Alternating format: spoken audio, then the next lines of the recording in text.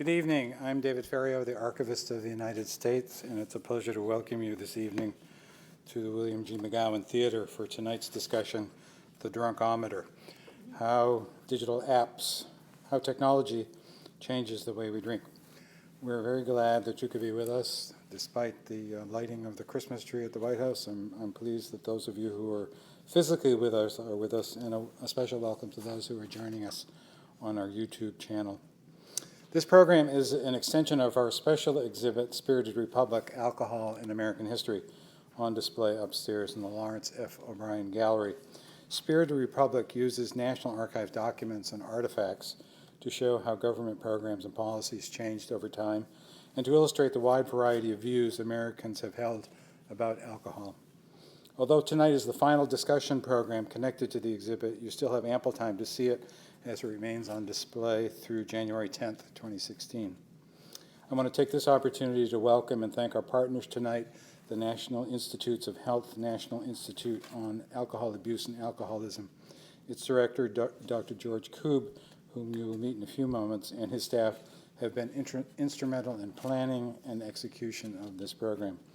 I also want to welcome our panel, our moderator, Gary Wolf, Susan Cheever, author of this book, Drinking in America, Our Secret History, and Dr. William Rohrbach at the University of Washington, a professor of history and author of The Alcoholic Republic, An American Tradition. And I would hold it up if I had it, but I don't have it. One of the intriguing objects in the exhibit, in the Spirit exhibit, there's a cue, upstairs is called, are we going to see it?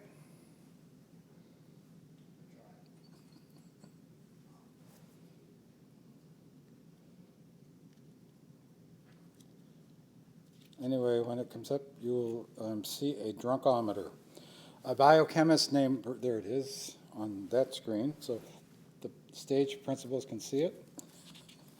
A biochemist named Marella Harger patented this device in 1936 as a way to measure a person's blood alcohol content.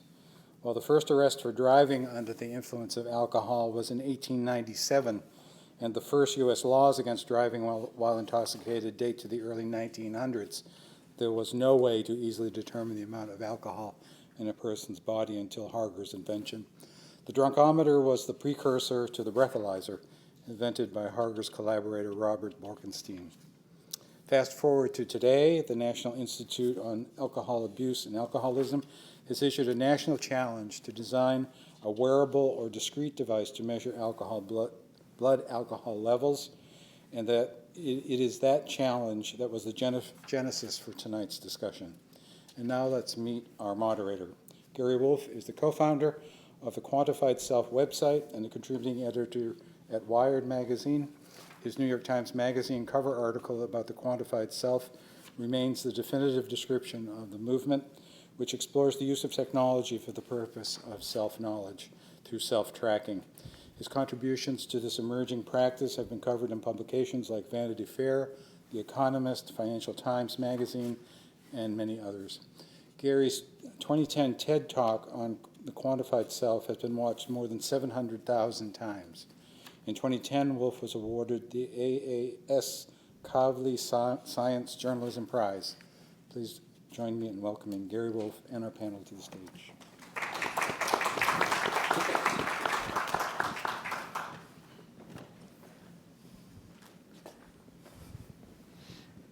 Thank you so much, and thank you for that introduction, which I didn't expect, and puts me in a little bit of an embarrassing position because I'm not going to introduce everybody that way. Although the people who are joining me on the panel are substantially more distinguished and accomplished than I am. We have a very small group tonight, and in the Quantified Self, we have more than 120 groups in 30 countries of people who are themselves often quite accomplished, but who come together on a personal basis to share what they're learning about themselves using data. And because it's my job in my regular life to support that kind of knowledge making among that kind of groups, kind of helping that kind of discussion take place is one of the things I know about. And so one of the things I know that if this were a quantified self meeting, I would do right now with such a small group is I'd have everybody say their name and say a word about why they're here. Because by my count, there's only about 20 of us. I think that's probably violating some principle of government events in fancy places. So I won't necessarily put you on the spot. But I will ask you to just kind of to make the best of this moment, to realize that a discussion like this, it's really on the very cutting edge of what we're doing to ourselves and what we're making of ourselves using technology. And it won't come again. So we have just a short time together. We're going to talk a little bit about, I'll talk a little bit about what we're doing here tonight. I have a question for everybody you're going to hear from, and I'll tell you who they are in a minute. And then we're just going to open it up, and we're going to have this conversation similar to the conversation we had during dinner a little while ago that kind of exposed some of the most interesting issues on our mind. And there's something out there that you know that's useful to us and useful to everybody else too. So just prepare yourself. I'm also used, as you should know, I'm used to working with groups where everybody stays quiet for a while. And I have a kind of an awful tolerance for letting silence build in a room until somebody has to break it by saying what's on their mind. If you've ever been to a Quaker meeting, you know how hard and really just nerve-wracking that can be. So don't make me use that.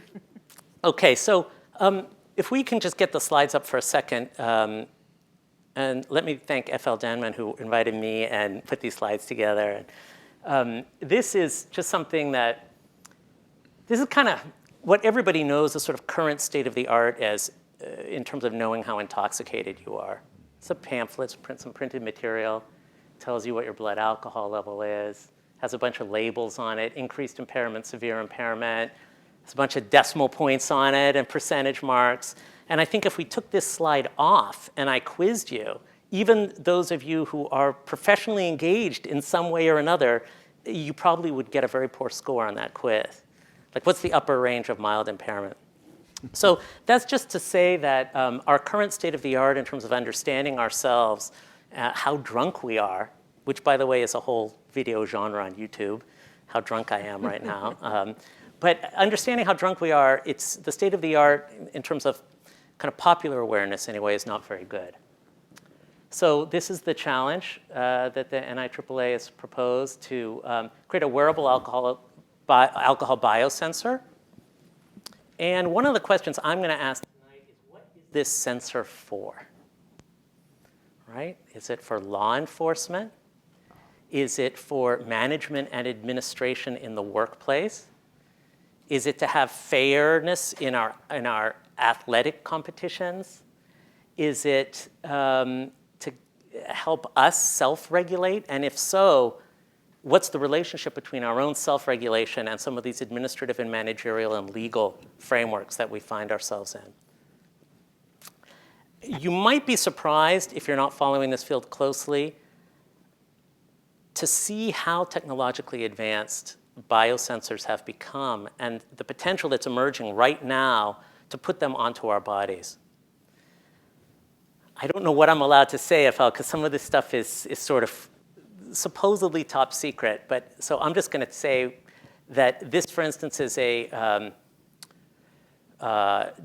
sort of kind of digital ink that turns your skin into a display, and it's invisible until your blood alcohol content reaches a certain level, at which point the tattoo can appear in whatever kind of design or words it's been programmed to have. These are temporary tattoos, obviously. There's a lot of different versions of very small chips that connect to your phone and will tell you at a resolution sometimes of seconds, which current in the market, it's like 30 minutes or more, at the resolution of seconds, what your blood alcohol level is. You can see the tattoo concept is powerful for people. Okay, is that the last one? Okay. So maybe that's just to give you a taste, and we can geek out about what these actual technologies are later in the conversation if you want. And for now, then I'll go right to the discussion. Many of you probably know Dr. George Koob. He's the director of the NIAAA, and he is one of the foremost authorities on how alcohol actually operates physiologically, as well as directing research and policy. Susan Cheever, whose books you may have read, I just read her amazing, right on the slide it says, it describes her as the author of Drinking in America, Our Secret History. I just read her amazing biography of Bill W., which is a really fascinating book in drawing together strands of, the strands of culture that led to the creation of Alcoholics Anonymous and to its really unprecedented flourishing as a kind of spiritual movement, almost a new religion. And maybe I'll ask her later if she thinks that that's an okay way to describe it. Okay, good. Thank you. I kind of felt the vibe when I said that. Right. It kind of went right to me. And Dr. William Rohrbach, his book, The Alcoholic Republic, talks about the peak of American alcohol consumption, which, does anybody who hasn't read the book want to take a guess at when the peak of American alcohol consumption was? 1720? Any other? 1820. Okay, I think that's pretty good. I mean, between 1820 and 1830. And if you go to Spirited Republic, you'll see an actual physical demonstration of the how much alcohol Americans drank. One of the questions that's really interesting is what caused that gigantic leap, but also what caused the steadiness in the background drinking, which is also kind of interesting because aside from that leap, the background rate is pretty steady. So with that, I want to just start with a question for you, Dr. Koob, which is, as I warned you, I wanted to kind of pull back really far. We'll get right into the details, but I want to pull back really far, and I want you to say something about the prevalence of drinking and about why drinking today, when it seems like in if you watch a movie, you don't see people drinking during business meetings anymore. And in fact, I don't know a single adult who pours hard liquor for a business meeting during a day in an office or something, whereas this used to be quite common. So why is drinking still considered a problem to be solved by science and policy? Give us a little sense of the nature of that problem, and tell us what the prevalence of getting very drunk is. Well, 70% of Americans drink, and most of them don't have a problem. So we need to start with that basic fact. But there are probably 17 million alcoholics in the United States, and that would be a severe form of an alcohol abuse problem, or an substance use disorder is the current technical term. So, and then the biggest problem that I think we face today is almost a cultural problem, which is that we're finding young people and even adolescents are binge drinking, but to excess. And so a binge is defined as 4 drinks in 2 hours by a woman and 5 drinks in 2 hours for a man, or reaching a blood alcohol of 0.08, which is the legal limit. So if you do that in 2 hours, it's called a binge. But what we're picking up is that young people are taking in the course of an evening 10, 15 drinks. And this is not just young people who are between the ages of 18 and 24, but we're talking about now this shifting into what I would call middle age or early middle age in the 24 to 30-year-old range. And it's almost as if the individual is trying to get as drunk as possible, as fast as possible. And these are some of the things you pick up on YouTube. We pick it up in metrics like number of hospitalizations that have gone up over the last 10 years. Other countries pick it up in higher incidence of cirrhosis of the liver in under 30-year-olds. That's a statistic from the United Kingdom. It is a phenomenon that's prevalent in the Western world. It seems to have started with young people. And as I said, it's continuing on into middle age. And we don't really know why this cultural phenomenon has evolved, but we know it's highly dangerous because alcohol can do all kinds of bad things to your body when you get up into those levels. I saw from some of your stats, 15% of drinking age adults binge 4 or more times a month. That was surprising to me. 40% of college students binge drink one time or another. Some of them are 21 years old, but a large proportion of them are younger than 21 years old. So if you go to Spirited America and you see kind of how much did America drink over the years, and you see this big jump, which we'll talk about in the first part of the 19th century, and then you see this kind of flat background level of around 3 gallons a year, I think, something like that, if I remember how many tubs were stacked up there. And then you combine that with the fact that you say something new is happening in which you have a problem, a public health problem, population level problem. That suggests it's a small number of people, or that if the background level is the same, then some people must be drinking less and other people must be drinking more. Do you know who is doing the drinking? Who's causing that leap?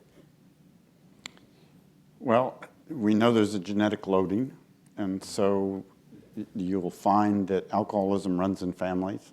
We don't know the specific genes that are involved. We know some of them. Some of them have to do with the alcohol metabolizing genes. Some have to do with parts of our brain that are involved in feeling good, and some have to do with parts of our brain that are feeling bad, genes that express neurotransmitters in those domains.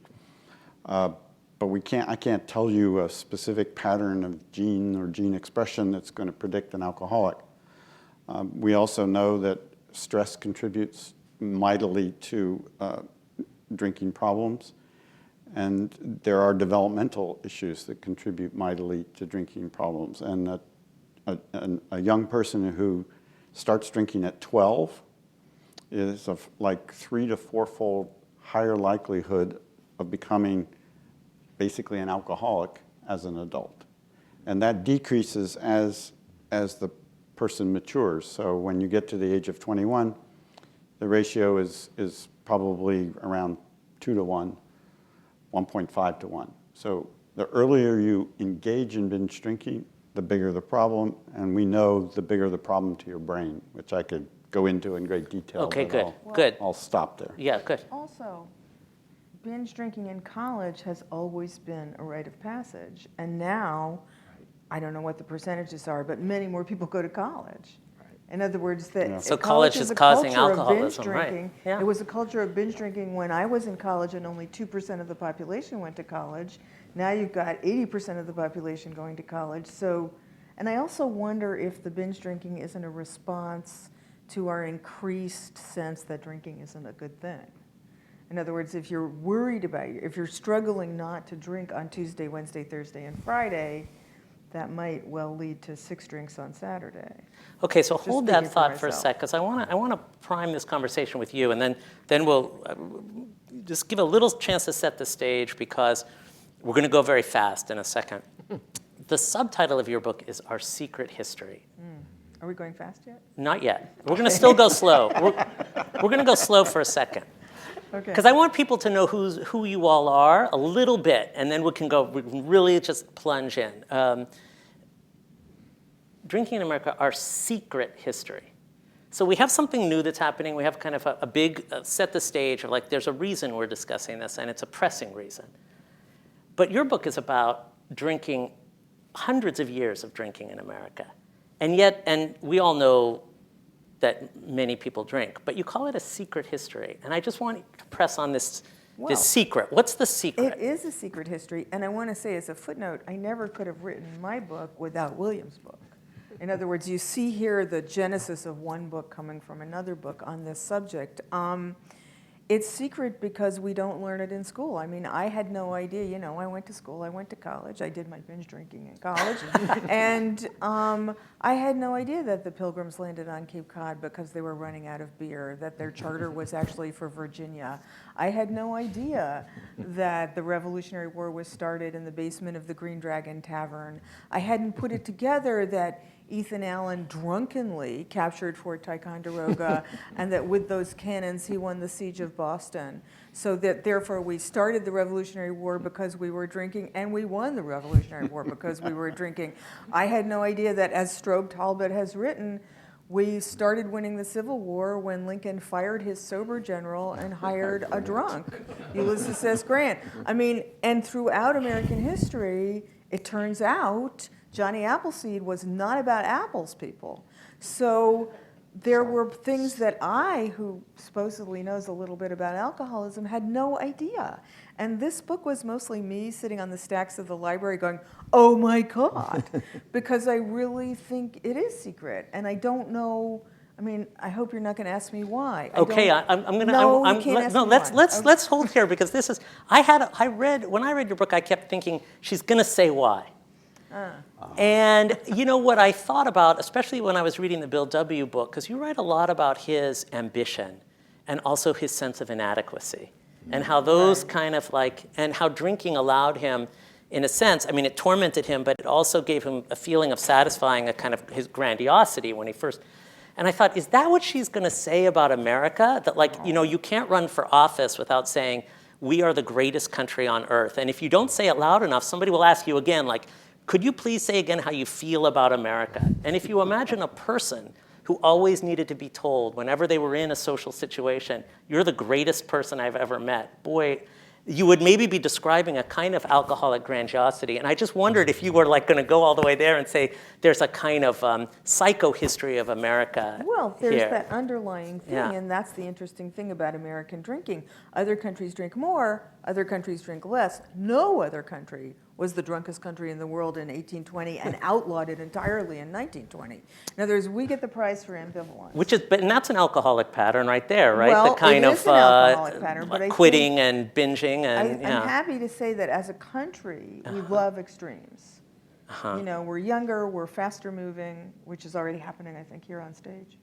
We're starting to go. We're starting to go, and, holding us back. You know, but I'm not sure, I wouldn't say we're an alcoholic country.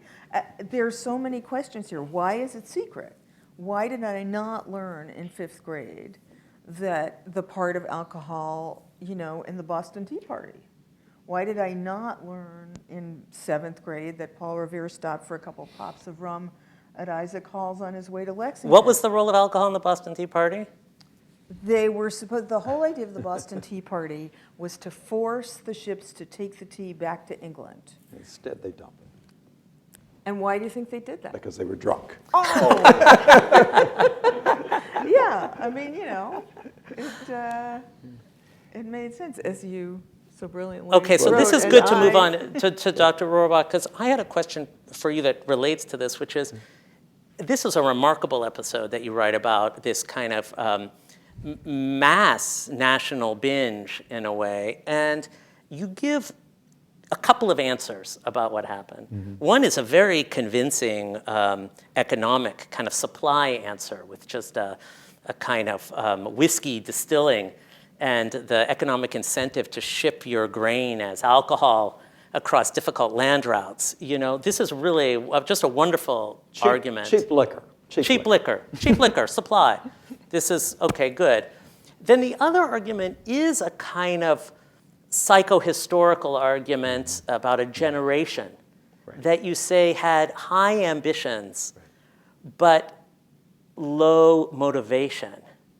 And that, I just wondered if you could unfold a little bit, because maybe when we get to what's going on today, we might want to either say it's nothing like 1830 or it's something like 1830, but we might want to use some of the tools that you use in your book. Okay. So what happens in the 1820s is from the time of the Revolution to the 1820s, there's a tremendous amount of drinking that goes on, and it keeps getting higher and higher with each decade. And especially younger people are doing binge drinking. Does that sound familiar, right? And what's happening is that people, young people do not feel that they can be as great as George Washington or Thomas Jefferson. So there's an insecurity there. They look around and they're told, America's the land of opportunity, right? I mean, even that phrase existed then. And what opportunity is there? Well, actually, they find there's maybe not so much opportunity as they thought or wanted there to be, or at least for many people, the opportunities didn't work out. It turned out to be gambling, debts. They went bankrupt over and over again, and speculations, land speculations, and the like. And so, what you have, I think, is a culture that was coming up against the beginnings of the Industrial Revolution in the form of the transportation systems, the canals and the railroads were coming. The railroads are a little later, but the canals are already there, and the steamboat is already there. And that causes many people to lose their jobs. So you have, I mean, there is a similarity with today, the collapse of the manufacturing, or the high-wage manufacturing job in the United States. That's what's actually collapsed, to be precise. And so you have people who have, in entire towns that have been, industrial towns that have been devastated by this over the last 30 years, right? And so there is a similarity there. And you find places like one of the college campuses that has a big drinking problem is Bowling Green University in northwestern Ohio. Now, a classic example of a school that attracts people whose parent, the kids in college are the first people in their family to go to college. The fathers all were workers in the auto industry, supplying parts to Detroit. It's an area that is full of small factories that would supply parts up to Detroit. All of those jobs are gone. The kids are in college not because they want to be in college, but because there's nothing else for them to do. And since they really don't want to be in college, what do they have to do? And it's not on Friday. It's Thursday they start drinking. Yeah. Their binges go from Thursday to Sunday. So that's the kind of thing that's going on today. So how is that different, or is it different from just saying people have challenges and then they drink? There's something more, I think, here than yes, that. and the point is not every generation finds that solution to the problem, and people can have alternative solutions to the problem. And of course, temperance organizations came along in the 1820s based on religion, but temperance organizations were not necessarily religious. And of course, Bill W. would have a different answer in the 1930s, which would be Alcoholics Anonymous. So you could have different answers to the question. Instead of drinking, you could have social organizations or social movements that emphasized alternatives to drinking. So, okay, I have a question for Dr. Koob now based on what you just said, but I'm getting ready for you, and it's such a small group. You can walk to the microphone, or if you have something to say, just let me know. Put your hand up. I'll repeat it so that people, we're live streaming and stuff. So keep it kind of short. Say it. Get involved, and I'll just do a quick little summary before we answer so that people can hear it. Or go to a microphone. But there's no reason to restrain yourself starting now. Can I just? Yes, please. I think one of the interesting ways to see American history is as this tension between our desire to drink and our really interesting, rich, powerful temperance movement. I mean, Phineas T. Barnum was a temperance guy. The circus was a sober outfit. John Bailey and Phineas T. Barnum were two temperance guys who got together and created a sober circus. I mean, Walt Whitman's, got that wrong. Many writers who we think of as important writers started out as temperance writers. Many of the women who managed to get women the vote in 1920 started out as temperance speakers. So it's a powerful, powerful thing in this country, and it's always at war, of course, with the other instincts. So there's this tension all the time. Think about Hollywood as opposite of saloons, or even Walt Disney as providing, quote, family entertainment, right? He was trying to have a sober experience. So, when we think about alcoholism today, one of the things we're all trained to think about is, alcoholism is a disease. It's not a moral failing. You're going to hear that within the first paragraph of any pamphlet you read. Somewhere in there, it's going to say something like that. Whoa, we're just going to let that go by? Well, so why don't you just comment on that? Because this, for one thing, disease, and NIAAA is part of the National Institute of Health, and a lot of what it deals with is disease. But one of the things that we think about diseases are is that they affect individuals. They may be spread from individual to individual, but we don't, this is like a type of disease, but is more like in your book, more like a social phenomenon. You could call it public health if your approach is health. So that's what I wanted to draw attention to, but Susan, you go next. Oh, I just think, the disease model, it's a metaphor. I mean, of course, we're using metaphors all the time, and when we say that alcoholism is a disease, we're using that metaphorically, and in some ways it is a disease, and I think what we're trying to do when we say that, and I believe it's a disease, is that we're trying to take the lack of willpower piece out of it, and we're trying to make the point that for many people, drinking is not something they choose to do in the way that we choose to, say, eat a baked potato or sit up here on stage or drink a little water. But there's a huge controversy over whether or not we should call alcoholism a disease. And I think to pretend that that controversy doesn't exist is a mistake. I think with all these controversies, we need to address them and say, well, you have a point, but on the other, I think I want it to be a discussion, not just us who know saying it's a disease, and if you don't think it's a disease, you're wrong. No, and that was exactly the reason I brought it up, because I don't think calling it a disease does a very good job with some of the concepts that we're already talking about. So the problem now. is the disease concept is too narrow, in other words. Is that? Yeah, that it just doesn't permit, there's a lot of topics that just kind of disappear from view when you say disease. Right, especially the social aspect. Okay. The cultural. also I a don't lot of agree resistance. with Okay. that. Okay. Okay, so I consider alcoholism a brain disorder, a brain disease, and I think it's encompassing enough to include all of the social factors. After all, it's your brain that makes decisions. It's your brain that has motivation to feel good. It's your brain that has motivation to feel bad. I'm not a dualist, so I don't think mental activity takes place independent of this organ on top of our head. And I think one of the biggest problems and one of the reasons you have this dichotomy you're talking about and this swinging from one extreme to another extreme is, in fact, the fact that people don't understand alcoholism. And they don't understand the fact that it affects your brain. The reason we have 21-year-old drinking age is because your frontal cortex, the front end of your brain, doesn't fully develop until the age of 25.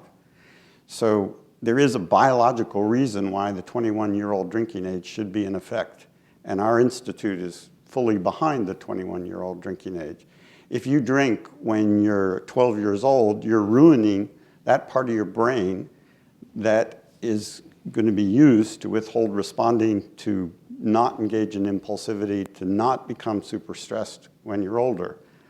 And that presumably contributes mightily to the etiology and development of alcoholism. I think It should be 25? Wait, Well- say it louder, because everyone wants to hear. Well, let me finish one Yeah. thought and then I'll answer that one. But I think I see an advantage of the brain disease concept in that it takes the stigma out of alcoholism. Again, 70% of Americans drink. I don't think there's anything wrong with drinking. It's a social lubricant. It's used in every social interaction party that you see in Washington, D.C., I would imagine. Secondly, and to be honest, alcohol is served at the opening reception of the Research Society on Alcoholism meeting every year in June. And alcohol at low doses, actually, there's a pretty substantial body of evidence suggesting it can help you with stroke, preventing heart disease, and even preventing diabetes, believe it or not. But putting that aside, I think the biggest issue is that if we could treat the disorder, call it whatever you want, it doesn't matter to me, we could actually, and we don't, so less than 20% of alcoholics get any treatment whatsoever in this country. And I think if we continue to fight about this disease concept, we're going to always end up with, well, just buck up. You can stop drinking, And I just don't believe that. The brain is changed. But here's the part that I think is often left out of the argument. You can change the brain back. Now, you can't replace the neurons you've killed in your frontal cortex, but you can strengthen other neurons. And there's evidence for this. There's actually documented, published papers by our colleagues that we support at the National Institute on Alcohol Abuse showing that recovered alcoholics use a different pathway to get to the same place, as if you've torn your anterior cruciate, and now you have to strengthen these muscles here in your knee so you can continue to ski. Okay, so I have a question that anyone can discuss, including you can discuss it, because I think that all the reading that I did to prepare for tonight, so a lot of it very good and written by people here, none of it used neuroscience at all. The vocabulary of neuroscience is not part of the popular vocabulary of, I don't even want to say alcoholism, because alcoholism is just part of the story, of drinking in America, say, which is a broader topic. And not only is the vocabulary of neuroscience missing, but even the vocabulary of cognitive psychology is not really present. And I wonder if this is just latency, or if there's a bit of a clash of worldviews. And for instance, I think we just witnessed a little bit of a clash of worldviews in the sense that when you want to bring the language of neuroscience, language of science really, into the conversation, you want to go to a disease. You want to defend the idea of alcoholism as a disease with a treatment that we can understand through science. And I think, Ms. Cheever, you were saying, wait, maybe there's more to this than the disease. And I suspect that Dr. Rohrbach would agree. So, are you guys and all of us, in a sense, just behind Dr. Koob? And we'll catch up eventually when enough popularization of science is done so that we understand it. Or is there's a bit of a kind of a yes? Does the disease start once you start drinking, or is the disease present prior to anyone taking it? Does the disease start with the first drink, or is it there already? What a good question. Both. Depends on how you define disease. Both. Yeah. Can't be both. It can be both. If your amygdala has too much CRF and you're born that way and you were abused as a child and then you get even more CRF and you're constantly stressed out, you may never have taken a drink, but the first time you take a drink, it solves that problem in your amygdala, and it's as calm as a cucumber and you feel as the best you've ever felt in your life. So I would argue that in that case you were born with it. But on the other hand, if you've drunk yourself silly as a 14-year-old or as a college freshman, you have caused your amygdala to express that neurotransmitter, which makes you miserable, and now the only way to fix it is to continue to drink. So I think you can get there both ways. You can be born that way, you can drink a lot, or you can be abused as a child, or any combination therein. But I'm a brain disease guy, so you're just going to have to deal with me. No, and I think we have to deal. I think this is when I read when I read about alcoholism and I don't see any neuroscience in it, I don't see any cognitive psychology in it, I think, well, this is work that we all have to do. I mean, this is just some intellectual work that's required. But the idea that childhood abuse leads to alcoholism, that's fascinating to me. I mean, can you elaborate on that a little bit? Well, I think there's pretty good data preclinically, and I think there's pretty good epidemiological data to suggest that stress contributes mightily to the development of alcoholism. If that stress is during development, it sensitizes some of the systems in the brain that we know are engaged in the process of alcoholism. Now, it's not the only way. There are some people who are very resilient, and they grow up resilient because of some of the stress they experience during development, but others are very vulnerable. And again, it could be genetic makeup, it could be the severity of the stressors, but I think there's pretty good evidence that stress in some individuals is setting the stage for a vulnerability to alcoholism. Obviously, if you never drink because your parents were alcoholics and you join Al-Anon, which there's nothing wrong with that. I had plenty of friends that have done that. You still may have the vulnerability, but it'll never express itself because you never drank, because you protected yourself. So is this a link potentially between the kind of large-scale social theories where you see a whole generation undergoing a certain kind of stress, and then by bad luck, they come of age when there's a massive supply of cheap alcohol, and patriotic reasons, as you say, you say it's patriotic to drink whiskey at this time. In the early 1800s. Yeah. Or, well, Jack Blocker in his book Cycles of Reform talks about the rise and fall of alcohol consumption over many generations. And it's interesting, consumption, after Prohibition was actually very low in the 1930s. And of course, one reason was that people were poor. They couldn't afford to buy a drink. So, and then there was a generation, you think about it, if you were born in 1900, you would not have been able to take a legal drink until you were 33 years old. Perhaps by the time you were 33, you no longer cared. I mean, of course, you people were protected. Yeah, so you were protected, and so because maybe you would have had some moonshine during the 20s, and maybe it would have been so rotten that you wouldn't have done it more than once. So there are things like that, and then World War II creates a lot of drinking. The war itself, the World War II veterans become a really heavy drinking generation, and the wives of the veterans become heavy drinkers as well. And the baby boomers react against this by saying, oh, we're not going to do hard liquor like our parents and do wine instead. Yeah, or smoke pot, right. So, Yeah. but consumption peaks in the early 70s and starts going down and drops dramatically between the early 70s and about 2003 or thereabouts. And then in the last 10 years has gone back up. That's the interesting question. Okay, now we get to it. Is that the cycle? Is that the cycles that we see that have gone through American history? It goes down, then it goes up. Is it a younger generation that no longer they don't have the experience of the World War II veterans as parents to warn them this is not so good? Is that a reaction? Or is it about the number of veterans of the Iraq and Afghan wars that are maybe accounting for a large portion of the increase in drinking? Is it?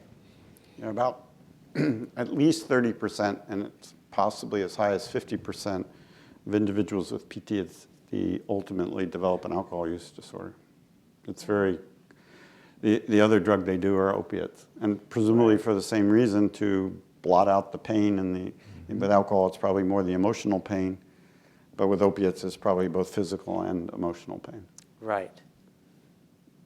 That's a fact. I mean, we have a huge alcohol problem with PTSD. It's one of the future priorities of our institute. We hope to start initiating some work on this in the next year coming up, God willing, and the budget not declining. Right. Yes. My question is, there have been several references to increased drinking over the last 10 years. Is that number of people who drink, period, number of percent of alcoholics, percent of drinking? Right. So let's break down what is the increase that we're talking about. Well, I don't actually see a dramatic increase in drinking. What we see, in fact, the percentage of individuals binge drinking is actually going down. What we're seeing is an increase, the pathology we see is an increase in the intensity of binge drinking in young people. It's extending into middle age, which worries me because that's going to convert ultimately into a higher incidence of alcoholism. And so severe substance use disorders, that's our current new word in the psychiatry of substance abuse, which would be alcoholism for common lay language, that's been creeping up over the last 10 years, the percentage-wise. But it's not anywhere, I mean, it's not epidemic proportions. So the two big problems I see are the young people engaging in this extreme behavior, which I think is going to have consequences, and you historians know that better than I. The PTSD connection. But the third one is we're simply not treating substance use disorders. We're not treating alcoholism, and we're not treating opiate addiction. Historically, up until very recently, we've been throwing people in jail. Right. And that's a big problem. And we are hoping to work on that, but we're not making as much progress on getting treatment out there.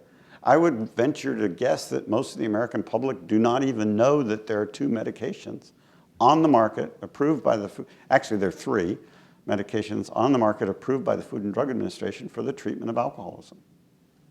And there are like 6 medications on the market for treatment of opiate addiction.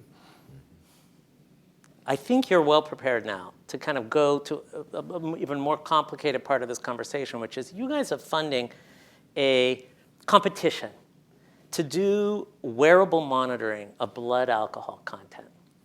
And I think this really does get us to some place of, okay, what are we going to do? But the what in that what are we going to do is really ambiguous. What is this for? What is this for? We have kind of done some social learning about alcohol using really crude tools, like let's make it all illegal, right?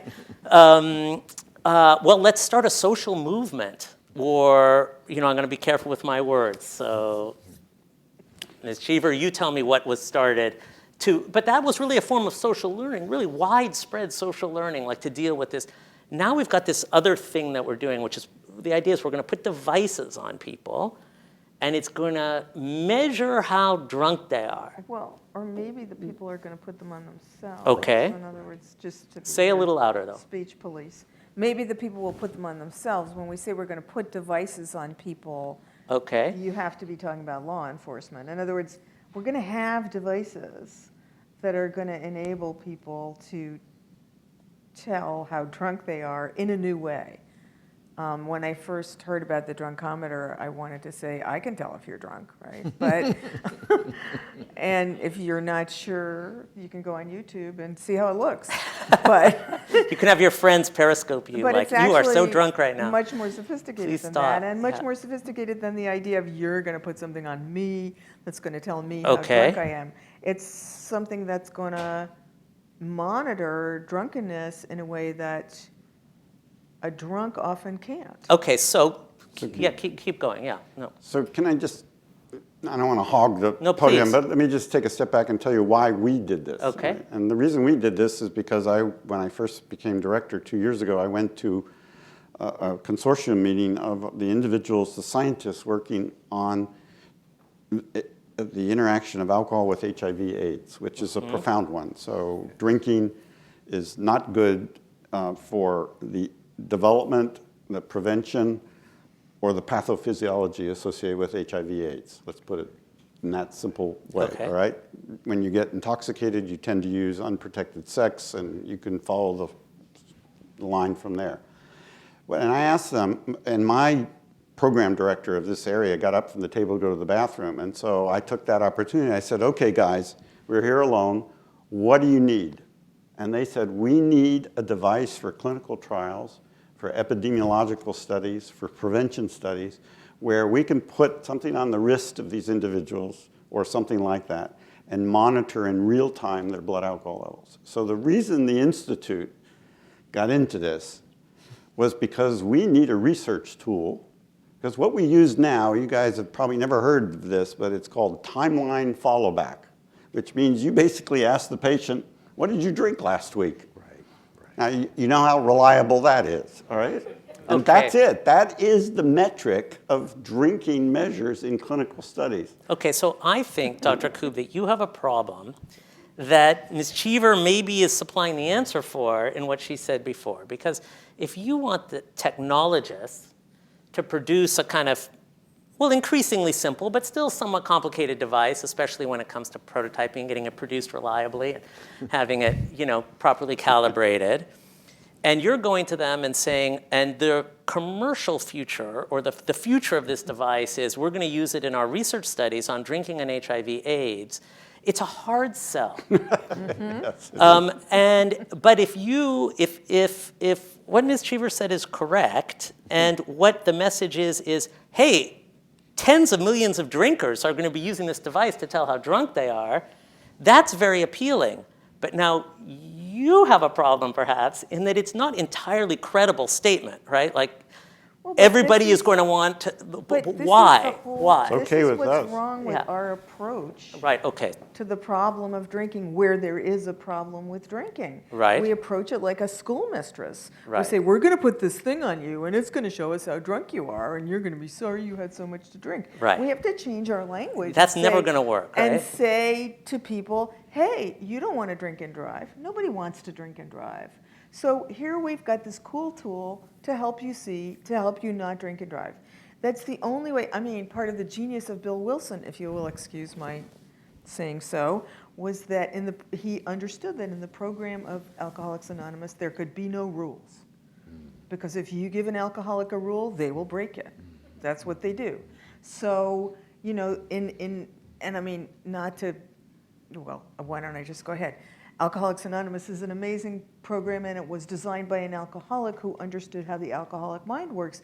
And one of the things that the alcoholic mind does not like, and I don't think many minds like it, is being told what to do, and being told how they're going to be monitored, and being told how their bad behavior is going to be put on record, clinically or otherwise.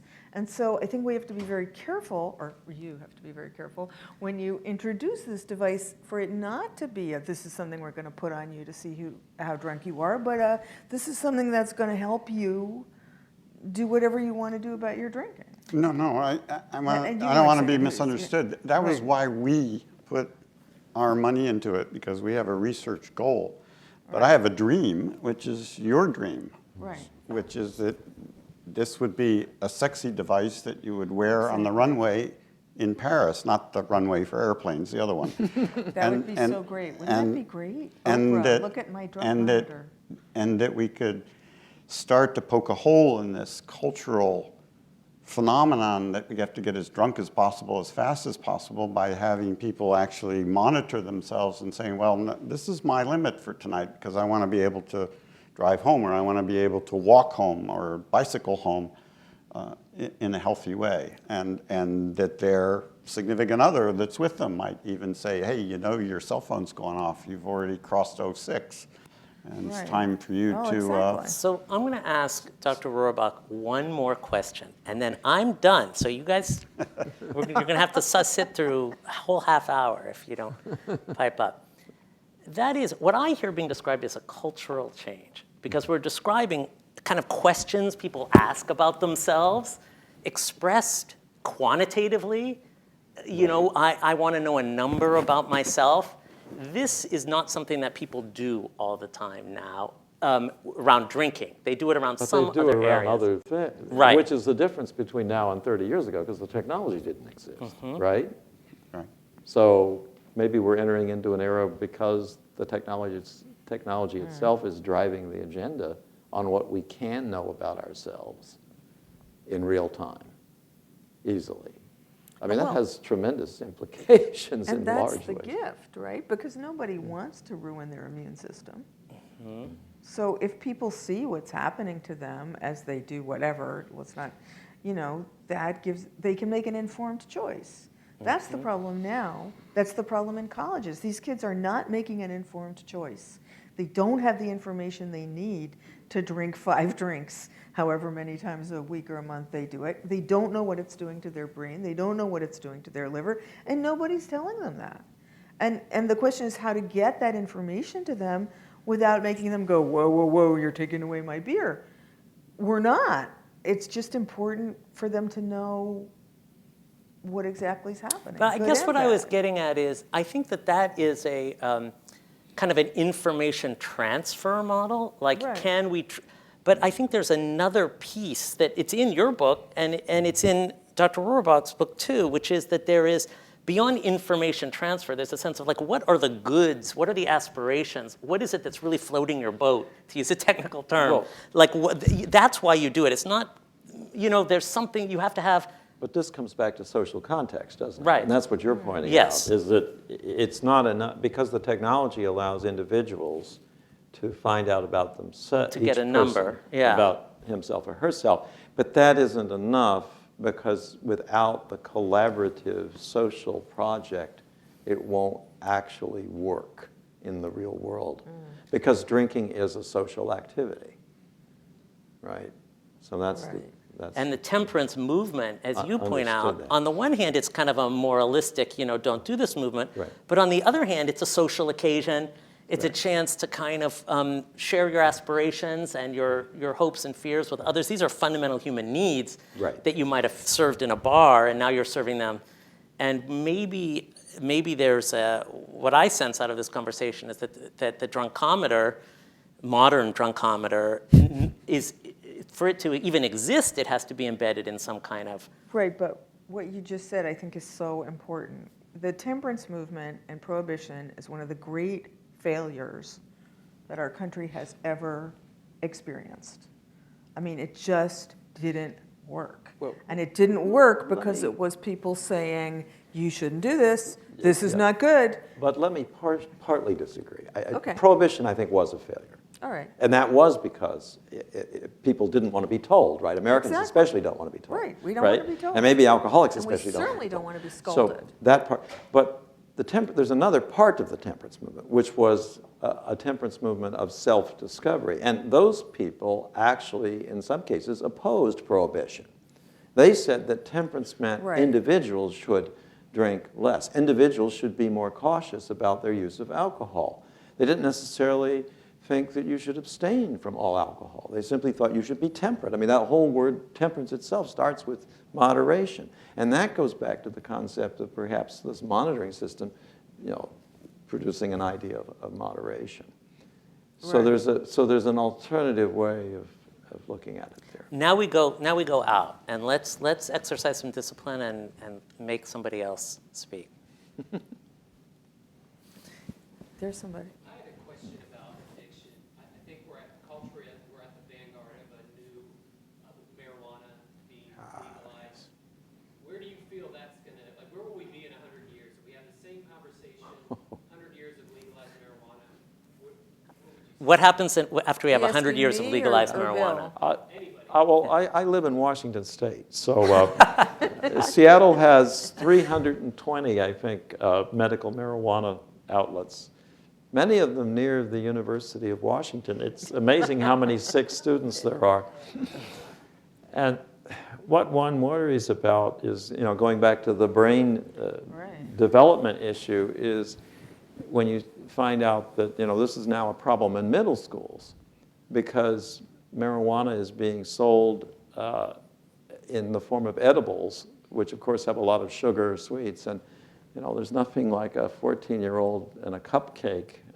And the 14-year-old may not even realize that the cupcake was a marijuana cupcake because there's no real identification to it.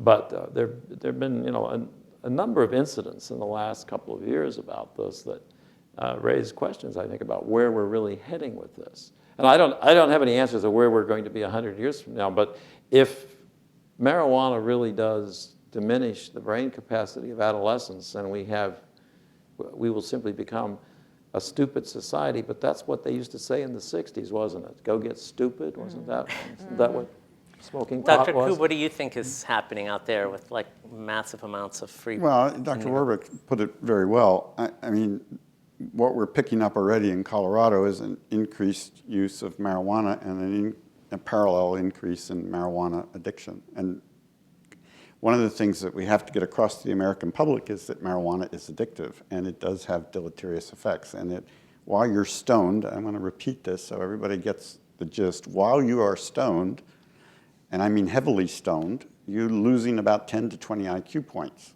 okay? They recover when you stop being stoned, but I want to make it clear that it's not really good to take your GREs stoned. Right? It's just not a good idea. And I think there are concerns about marijuana. I suspect it's not going to be 100 years. I suspect that I'm going to make a prediction.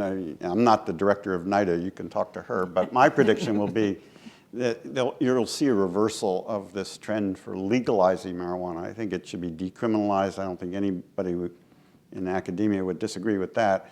We shouldn't be putting people in jail. But I think under 21-year-olds should not be smoking marijuana. And then the other part that's getting a little bit insidious, and again, the National Institute on Drug Abuse can fill you in on all the details, but some of the direct cannabinoid 1 agonists, these are the synthetic THCs, are very, very potent, and they're direct agonists. They're not partial agonists like THC is for the cannabinoid 1 receptor. They don't have cannabidiol in them, which is a protective compound. There are 80 cannabinoids in marijuana smoke.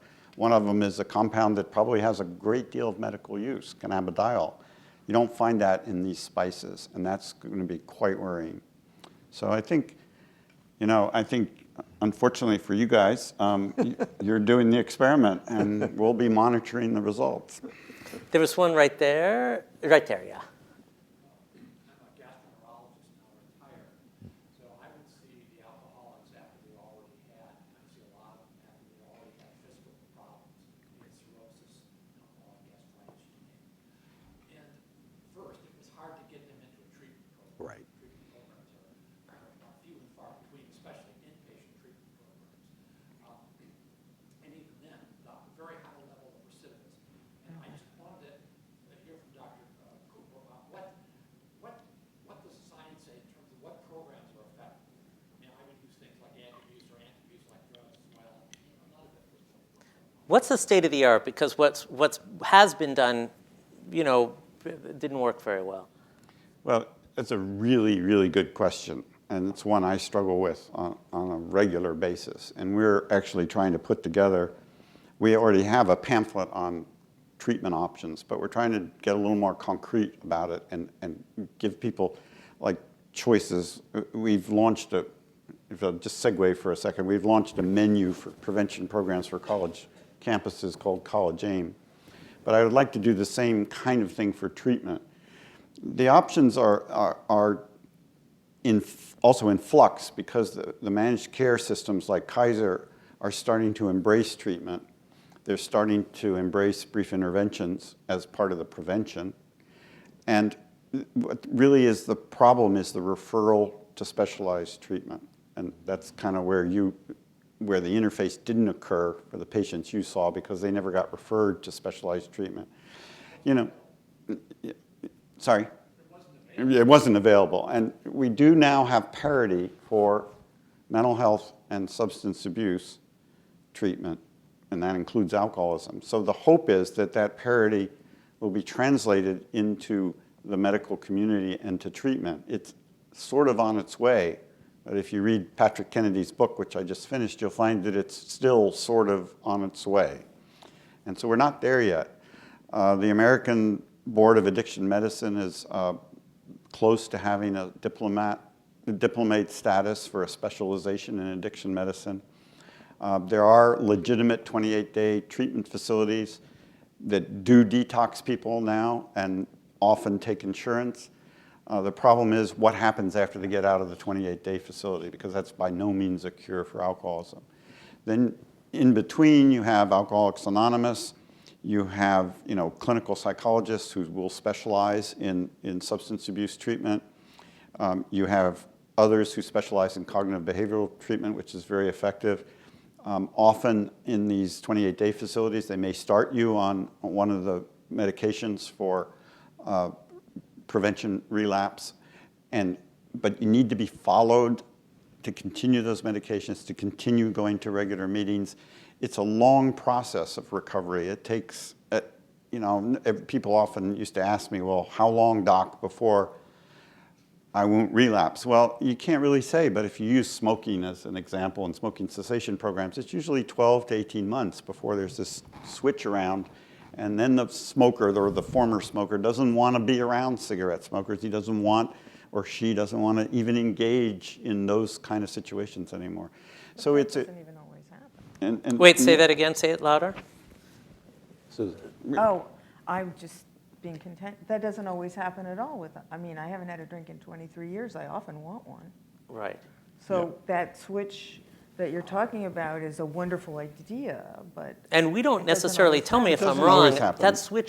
that switch, you're talking about a metaphorical switch. Yeah, We I'm don't talking about- actually know Right, Yeah. no, no, what yes, is but- the switch. Yeah, I'm just It would be talking nice about to know that generally if somebody makes Right. it to 12 to 18 months, they have a better chance. Yes, That's absolutely. what I Right. mean by the switch. Right, yes. Let me introduce a little bit of a new topic.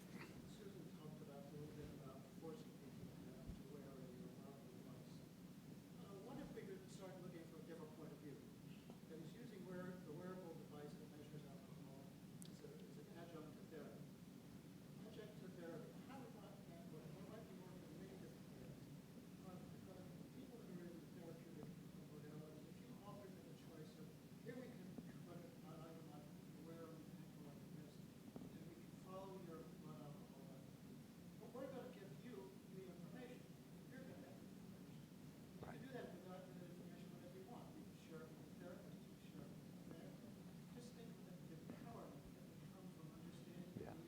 Yeah, exactly. Yeah. because alcoholics never believe. If they said I was sober for a week, the whole weekend, nobody believes it. But if they had some evidence of their sobriety, that would be a very powerful incentive to maintain their sobriety.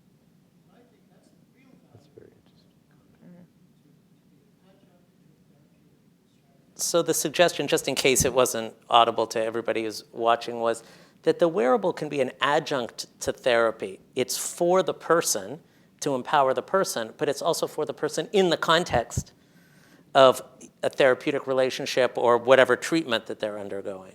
Imagine the estranged husband who calls his ex-wife or separated wife and says, honey, can I come home on Sunday to have dinner with you and the kids? And she says, no, you're never coming back in this house. I'll never see you again. He says, no, I've been sober. She says, you're a big liar. I know you're a liar. I never can believe you. He said, well, what about checking this website? I've been sober for 3 weeks and 4 months. That would be a tremendous reinforcement to maintain the sobriety and to have sobriety is to be But the great thing about what you're suggesting is that it gives the power to the alcoholic. It doesn't infantilize him or her. It says, let's see if you can stay sober. Go for it, you know. the recovering alcoholic the evidence of their own sobriety. Right. Yeah. So it's not evidence of drunkenness, it's evidence of sobriety. Right, right. Nice. Yeah, interesting. Yeah, that's the key. Or even in some cases, people may have a slip, but it may not be a major slip. Right. You can even prove that. Right. I mean, Right. and there is a reasonable argument that complete sobriety is not necessarily absolutely necessary in all cases. You know, that's what we aim for. That's what we recommend in IAAA. But there are, let's face it, reality is that sometimes things happen. Yes. So to go back to NIAAA's challenge to develop this wearable biosensor for alcohol, is that something that's going to require FDA approval Yes. at this point? Okay. The simple answer is yes. We now, I believe all devices have to go through the FDA much like a drug does. I don't think it's quite as an elaborate procedure, but it will have to be. But it'll be done. You know, we are not going to make the biosensor and sell it, okay? I hope that's clear. This is a challenge to get the private sector engaged. And we have 8 submissions. But Some, as a representative from the company that created transdermal alcohol monitoring, we might be willing to create That's- such a thing, but we're not going to make the one. process is long and Yeah. You know- We're not going to make one. We want you guys to make one. One thing is, though, that I think that in the quantified software, there are many tool makers making biosensors. It's a question they all ask themselves, like, is this a medical device or is it not? And if it's a medical device, it's worth so much more money, but they may fail before they get all the way there. And if it's not a medical device, they can't really talk about what it's good for, but they get to do it so much faster. And so I've heard this discussion, for years, including the discussion taking place with the FDA present at some of the meetings, especially around diabetes monitoring. And I think the scene is changing quite a bit. I think the FDA is really moving on Yeah, these I- biosensors. So that's just to And I help think you. you have to work with the FDA. I mean, Yeah. we work with the FDA on every clinical trial we do for a medication. So And they are moving. They are moving. yeah. They are recognizing that a biosensor that gives you a data point is not the same as a drug that has potentially unknown side effects on subpopulations and things like that. FO. I'm also at NIAAA, and I called the FDA to find out about this. And I gave them some scenarios, and they were very helpful, and it is not so arduous. And this came after I heard somebody stand up and say that it would cost them $6 million to go through this process, just in fees and services for the FDA. And I thought, oh, that's insane. Right, why have the contest? Yeah. So I called to find out, and depending on the size of your business, it's, at the largest, several $100,000, but more often, under $10,000 to get through the process, to get the approval. And they will answer all your questions. They were very helpful. They have many people asking them about this. So, yeah, they're very, It's yeah. invasive, that's a different. Yeah, that's a different. Right. It's not puncturing the skin or burning the skin with a laser. or inserting digital ink that turns color under your skin based on a little piece of electric sensor. Yes. I wanted to get back to treatment just for a minute. When I was growing up, and I think even today, the basic form of treatment was, get yourself into finish your 30-day program, get yourself to an AA meeting, and stick with the program. And the goal is don't have anything to drink. Every single day, don't have anything to drink. But I was surprised to find out that there are these alternative models, and that they're maybe not as popular in this country as they are in other countries, where the goal of somebody going from too much drinking to being able to drink moderately is somewhat possible. And I just wanted to get people's reaction to that. And also to the idea that possibly you could have some sort of monitoring or some sort of a device that would reduce the cravings for alcohol. Do you want to go first? Yeah, so you're absolutely right. The problem is, and they exist in this country, so there are a variety, I forget the names of them, but there are a variety of these organizations that will move you from excessive drinking to moderate drinking, they claim. The problem is that we can't identify yet who is going to move from excessive drinking to moderate drinking or just simply relapse to excessive drinking. But it's just logical, okay? If a 16-year-old gets into some trouble in high school, they could get a diagnosis for a substance use disorder pretty easily today, given the new criteria. They might even meet the criterion for what we used to call an alcoholic. But I think the probability, if they got proper treatment, that they someday may evolve into a social situation where they have a drink once in a while may be high. But on the other hand, there's no way I want somebody with 3 DUIs who's been, pulled over so many times by the state police going to a moderate drinking facility to come out and say he's going to moderately drink again. So, we're working. It's going to take a while. It may take 100 years to figure out who can go to moderate drinking and who can't. But in the meantime, I just want to say our position in our AAA is aim for abstinence. I think one of the problems with going from excessive drinking to moderate drinking is that it often doesn't work. In other words, if you're an alcoholic, that's not going to work. If you're not an alcoholic, that's going to work. But let me just point out, since this is my role tonight, Bill Wilson wrote that it would be it says right in Alcoholics Anonymous, why not go over to the nearest bar and try a little controlled drinking? His point being, if you can do a little controlled drinking, you don't have to have anything to do with Alcoholics Anonymous or any of the things he's talking about. In other words, if you can drink moderately, his attitude was more power to you. And I think that's all of our attitudes. If you can't, well then that's another matter.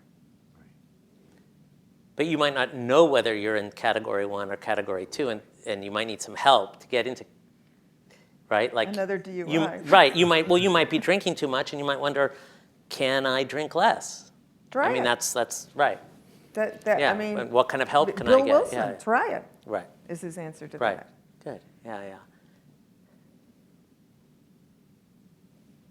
Yes. This one's kind of so this may be a naive question, but obviously I'm young, I'm 30 years old, so I'm pretty close to the college age. Obviously drank my fair share, sometimes to excess.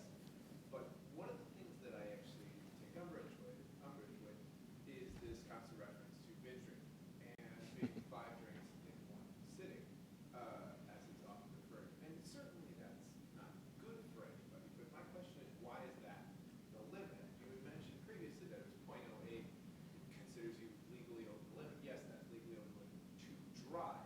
Right. But I would not argue that the limit for driving is the same as limiting for functionality. And I'm curious, why is it 5 drinks? And at that point, if you were to raise the semantic definition of binge drinking, would you see less and less of it? Because I would never call 5 drinks. Like, you talk to a college kid and say, is 5 drinks binge drinking? They'd say, absolutely not. And that would be a counter argument that it's not drinking to I think this one's for you. And I think this is an important point, because also if you don't have a good definition, then you might be missing some important distinctions, right? So let's say you have 100 people, and you have 20 of them that don't drink at all. You have 30 of them that never have more than 2 drinks. But then, and let's say you have, whatever, 40 of them that have 4 or 5 drinks in a single session. But if that's all you see, and you miss that, like, okay, of those 40, 25 are having 5 drinks over 2.5 hours or something, and the rest are having 8 drinks in an hour and a half, then you've really missed something that you don't want to miss, right? And so why don't you just address that? Because I think it's gonna hurt the understanding if people think, oh, they call it binge drinking, but we all really know it's not really binge drinking. Yeah, come on.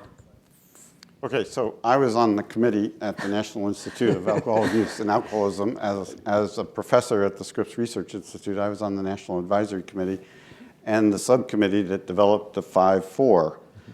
The reason we developed the 5-4 was we did it again for research purposes, because that's what we do. It has been also adopted by other organizations, including, I believe, the dietary guidelines. I think it's in there, or I'm not exactly sure whether it's in there or not, but it's in the national surveys. So it's been widely adopted. Now, the biological reason for it is that you not only can't drive a car at 0.08, or shouldn't be driving a car at 0.08, or let me put it this way, I don't want to be on the highway with you if you're driving a car at 0.08, but there is a change in your behavior that's significant. And yes, if you're a 300-pound football player and you have 5 drinks in 2 hours, you're not going to have a BAL of 0.08. You'll have a BAL of 0.04, and that's fine. And so the 5 is just an average, and it's an average for a 160-pound person, a 70-kilogram person. That's the average. The real marker is of reaching a 0.08 in 2 hours, and 0.08 it is a standard that doesn't matter whether you're a 300-pound football player or a 100-pound ballet dancer.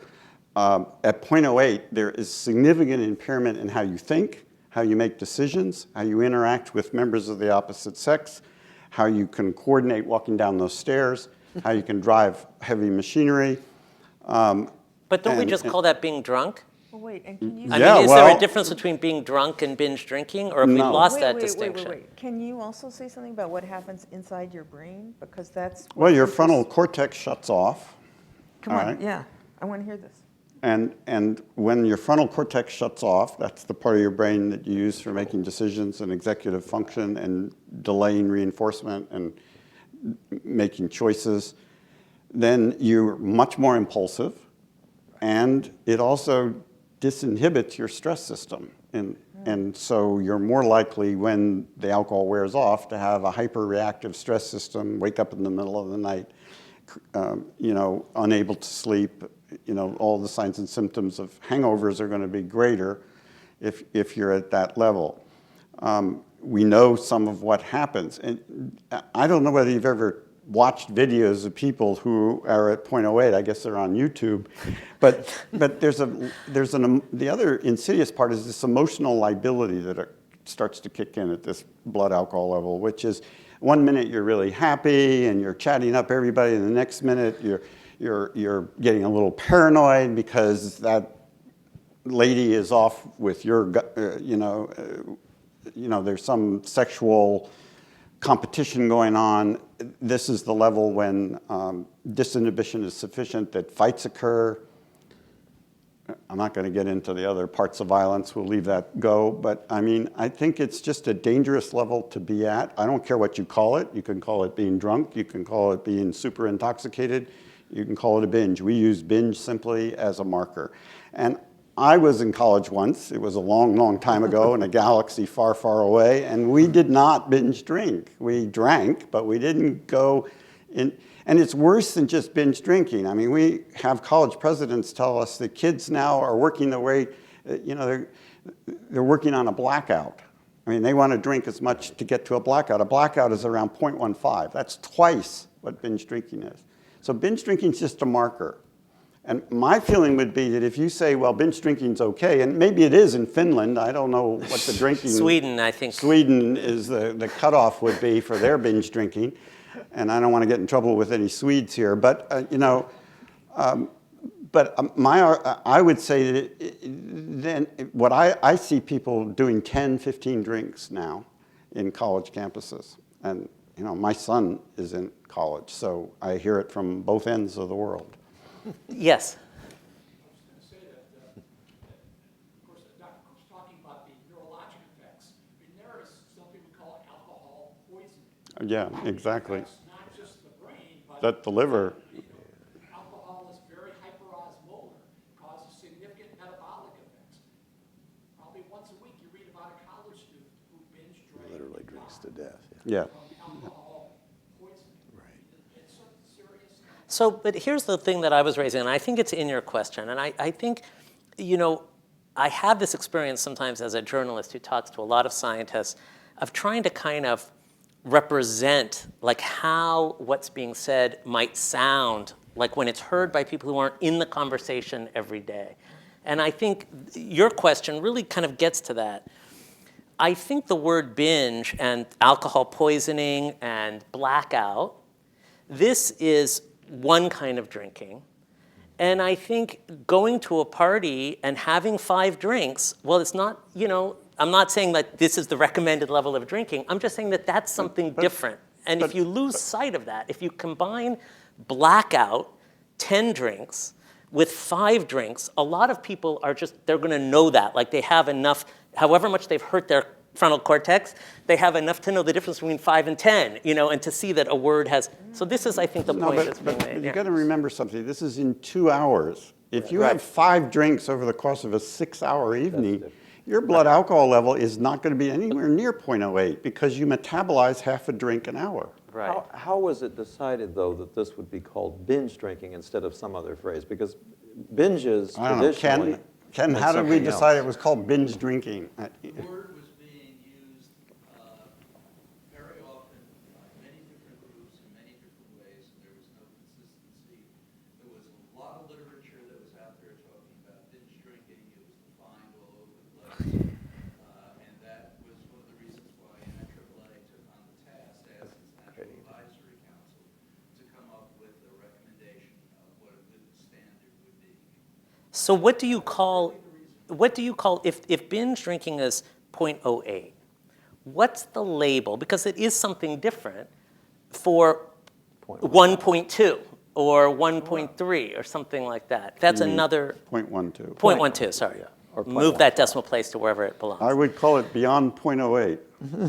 But maybe that label is important. Or, this is where kind of the cultural work is that I think is maybe kind of easy to miss if you're in the conversation every day. Because people are out there saying, who am I? Am I a drunk?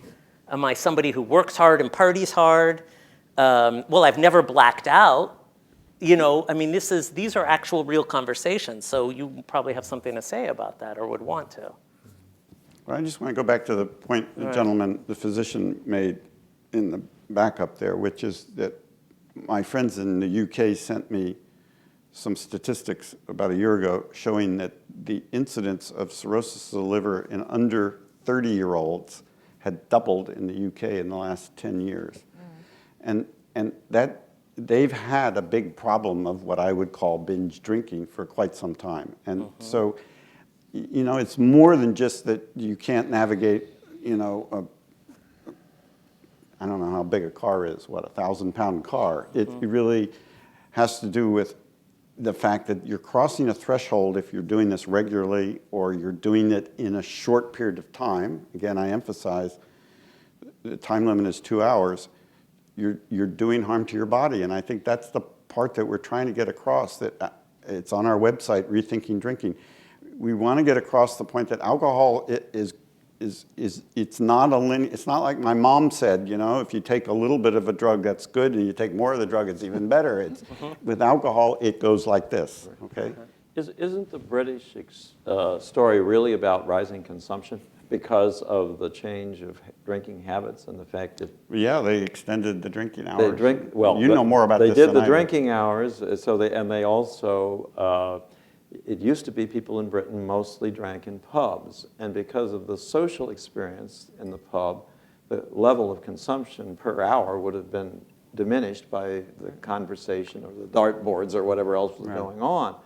But when big box stores came in and they began to sell alcohol retail for home consumption at prices that were considerably lower than the prices in the pubs. And so you have all of these younger people responding to the low price by buying huge quantities at discounted prices by, quantity discounts in the discount stores. And then it's a lot easier to just drink the bottle on the street corner, isn't it? And that's what's going on. Supply, a supply argument again. It is, well, yeah, but the government policy actually, matters in this. Right. It created this. Right. I think we have time for one more question. Yes. You talked a lot about the frontal cortex and saying, and you had mentioned before that it fully develops at 25. Do you see, in maybe not the near future, the drinking age changing to 25? And what is the background on why it's 21? Well, so the latter part of your question, I know the answer to, and that has to do with President Reagan, and it has to do with drinking and driving and the deaths associated with fatalities on the freeway caused by alcohol, which have historically been 50%.